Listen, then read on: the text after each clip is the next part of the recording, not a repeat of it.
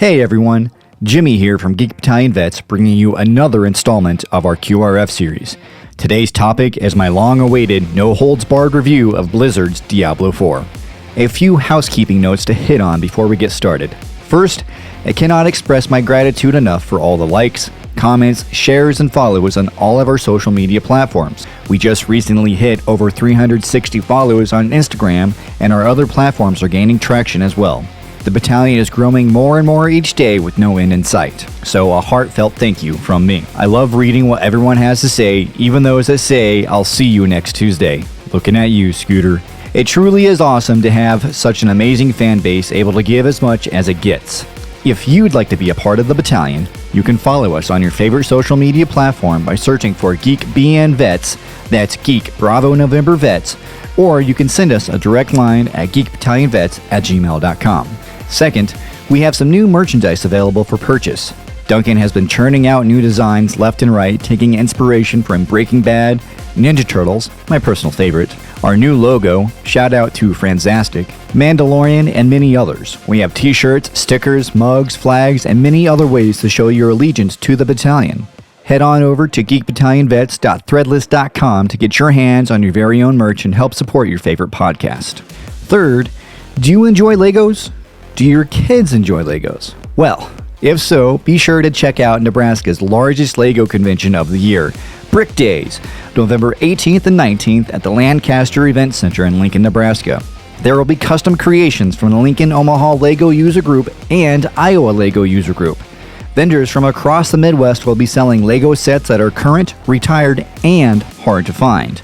Vendors will have minifigures for sale as well as loose Lego brick. Finally, something veterans may find appealing, they will have Brickmania as a vendor selling custom military minifigs, sets, and an assortment of Lego-sized weapons. Again, this is Brick Days, November 18th and 19th at the Lancaster Event Center in Lincoln, Nebraska. Times are Saturday 10 a.m. to 5 p.m. and Sunday 10 a.m. to 4 p.m. Tickets are available for $10 for adults and $5 for kids 8 years and younger. Brick Days, November 18th and 19th. Go check it out and see what you can create. Now, on to the episode. Released on D-Day, June 6 of this year, Blizzard's Diablo is the newest release in the world of Diablo. It takes place in the realm of Sanctuary 50 years after the events of Diablo III, Reaper of Souls.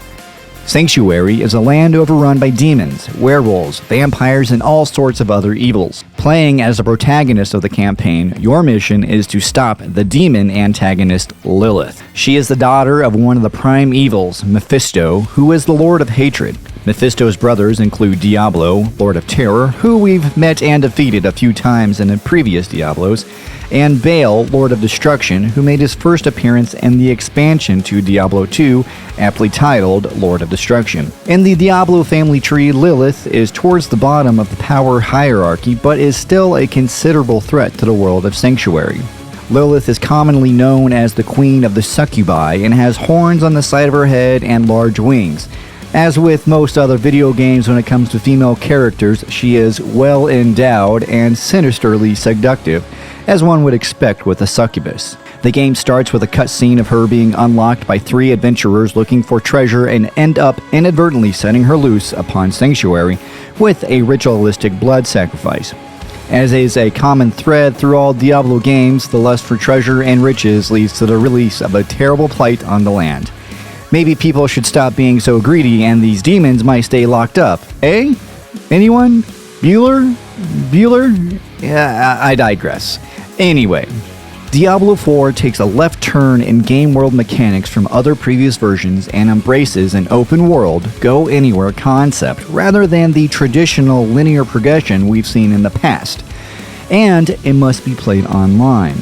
While in-game, other players can be seen roaming around the map and can join in on battles just by fighting the same creatures. When 2 players are near each other, there is an experience bonus of 5%, which incentivizes players to join up. You can easily create parties where XP bonus increases to 10% and is definitely recommended for some of the large world bosses that randomly spawn throughout the game. With the open world, players are able to immediately travel to anywhere on the map and can actually complete the campaign out of order. Quest lines for all the acts are available right from the beginning, which can lead to some confusion as some build off of the others. Another deviation from historical Diablo gameplay is the amount of side quests. Previously, these were nothing more than short interactions throughout the world that didn't really offer much other than gold and satisfaction of completion. In Diablo IV, though, these quest lines are quite long sometimes and offer great rewards such as gear, gems, herbs, and other crafting materials. Some of the gear is quite nice and can potentially find a slot in your inventory. I'd equate this new version of Diablo to that of World of Warcraft or other typical role-playing games where, yes, there's an overarching storyline, but the player is able to deviate from that and explore the world without advancing the main story. Looking at you, Fable. Blizzard has fully embraced this notion and carryover from WoW to provide a different and unique experience for the player. I definitely took advantage of this and was able to make it to the level cap of 50 before completing the second act, which brings me to a good segue into the level and progression system. Departing again from previous versions of the game, Diablo IV caps player's level at 50. After that, the player reaches the Paragon levels where, yes, they do increase a level, but don't get a skill point and instead receive Paragon points and a new skill tree.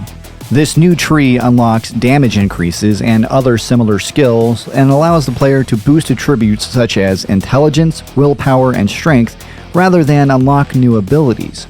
Overall, the progression system is clunky and overwhelming. The player is inundated with decisions and different abilities as they level up. Cool abilities abound, but with the player limited to 4 main ability slots plus 2 main attack, and the pressure of picking the right ability, plus juggling them, it all becomes quite overwhelming. This is similar to that of Diablo III, but with some secondary abilities available that are buffs, and your skill points can easily be mismanaged. Players are tempted to use those limited skill buffs or secondary abilities that can have little payoff. By level 25, all skills are unlocked, including the ultimate skills. Without a specific build type in mind, players can easily lose track and spend their skill points in unnecessary skills.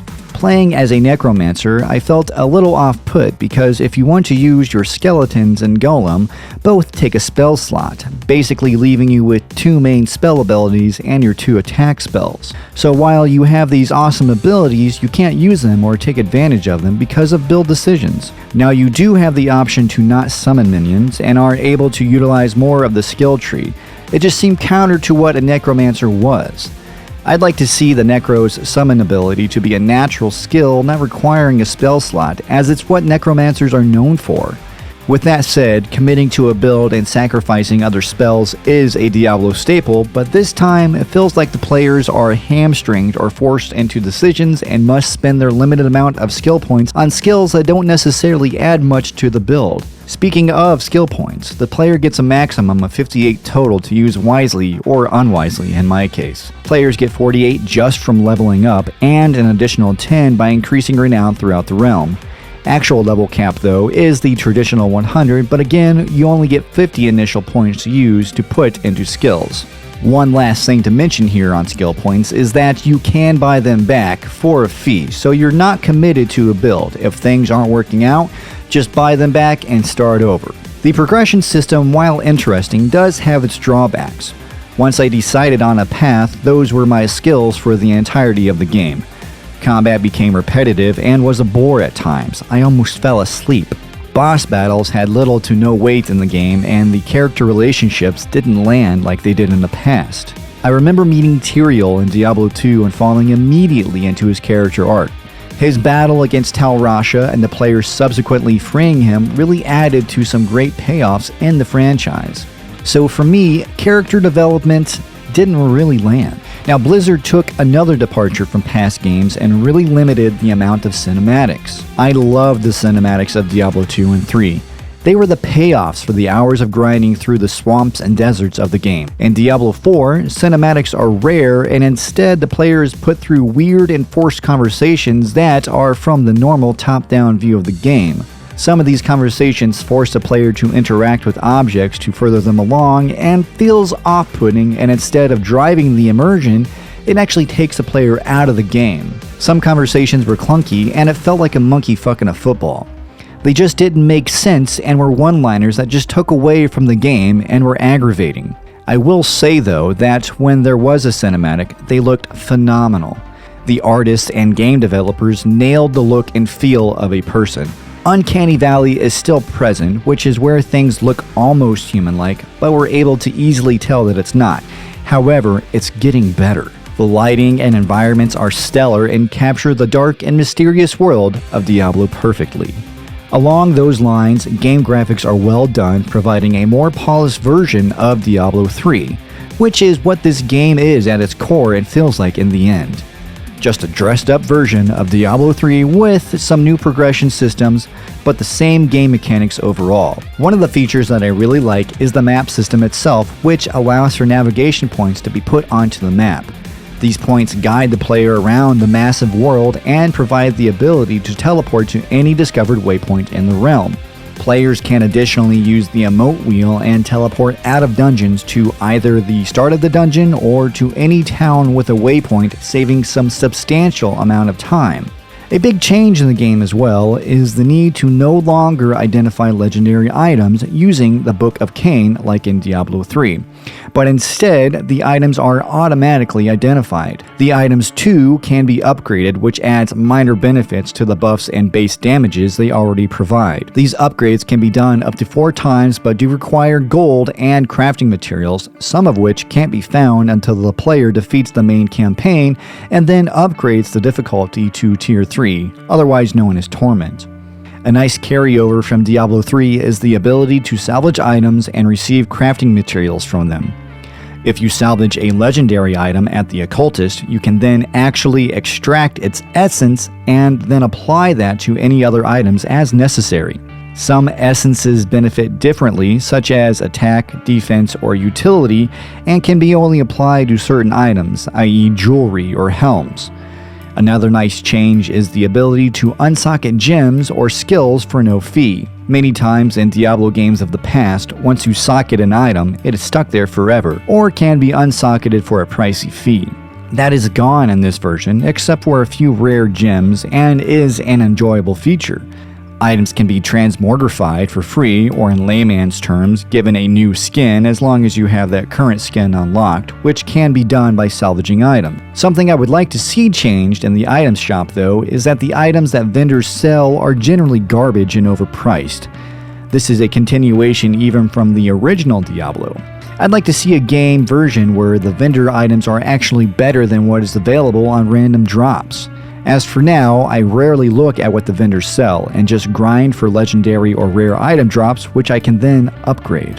Another feature is character customization. It is arguably limited, but allows for some unique and personal touches. In the opening menus, once a class has been decided upon, players are given the option to change and customize their character as they see fit.